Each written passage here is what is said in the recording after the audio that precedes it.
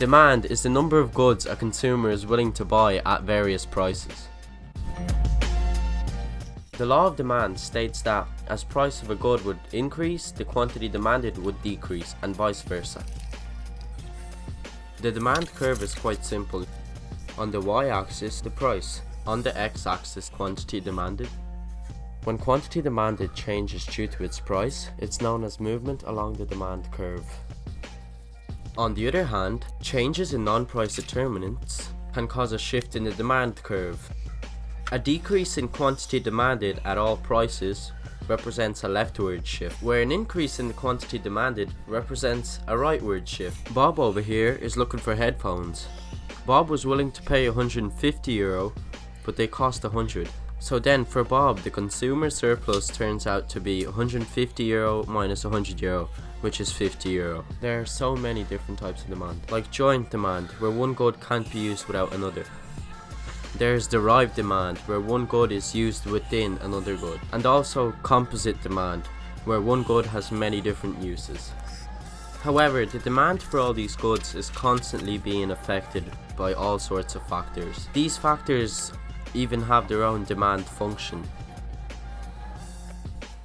The function represents the main factors that affect demand. P of X, the price of the good itself. How it will affect the demand entirely depends on what type of a good it is. POG, price of other goods. Substitute goods such as Coca-Cola and Pepsi, or complementary goods such as cars and petrol. It depends on what the other good is. Y, income of the consumer. Increase means more normal goods, decrease means more inferior goods. E, expectations concerning future prices. The question to ask is, will it be worth more in the future? T, tastes and preferences. The greater the desire to own the good, the more likely one will buy it. U, unplanned or unforeseen factors. Usually associated with weather because it's never 100% accurate.